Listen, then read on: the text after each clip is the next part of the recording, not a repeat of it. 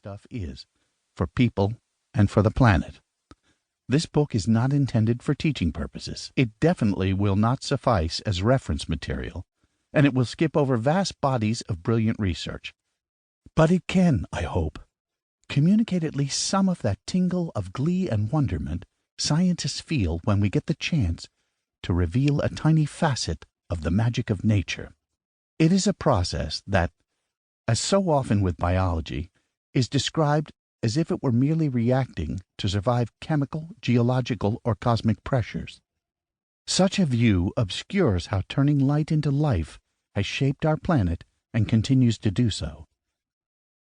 Photosynthesis does not happen in spite of the foundational and powerful forces of nature.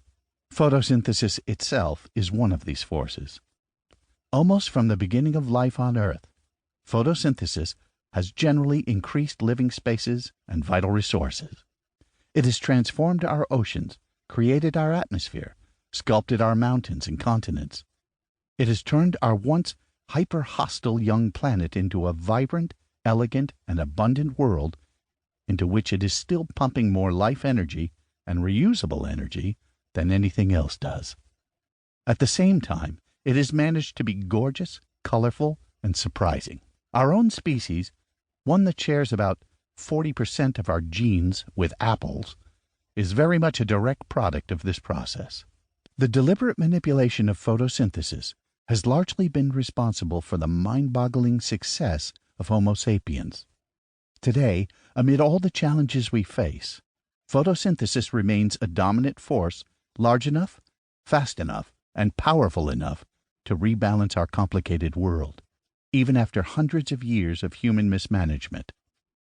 It is the most affordable and attainable way to repair our exhausted ecosystems before we run out of time.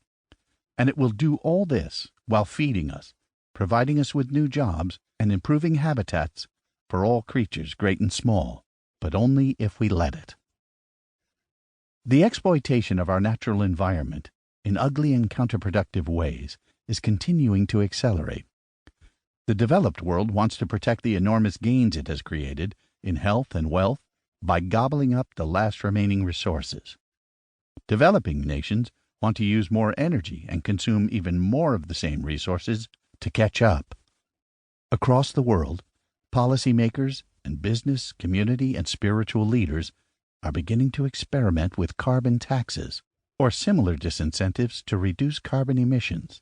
We are constantly reminded that too much carbon dioxide is destabilizing our weather and responsible for everything from floods to famine. Such efforts to reduce carbon use are clearly necessary, but they are also insufficient. Without the natural removal of emissions from the environment, emissions will continue to accumulate. We need to not only reduce emissions, but also increase the planetary capacity to generate and refresh the atmosphere. In practice, there is only one way to do this. Amid all the noisy and bitter arguments over weather, photosynthesis has spent billions of years quietly broadcasting a conservative, consistent, and positive message every day, on every continent, and across every ocean. You can taste, smell, touch, and see the benefits of photosynthesis every time you eat and with every breath you take. Photosynthesis is the original, largest, and most powerful net negative technology ever, and it is at our fingertips right now.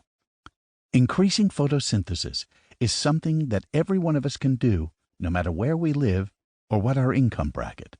It works everywhere in the world, and, compared to other carbon reduction measures, it is extremely affordable.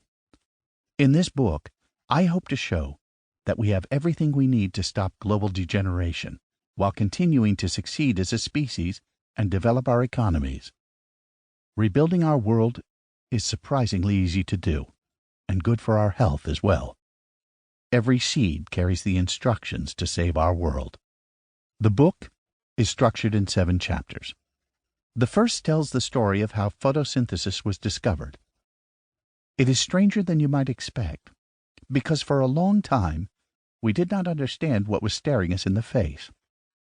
Gradually, over the course of 400 years, human ingenuity deciphered the riddle of how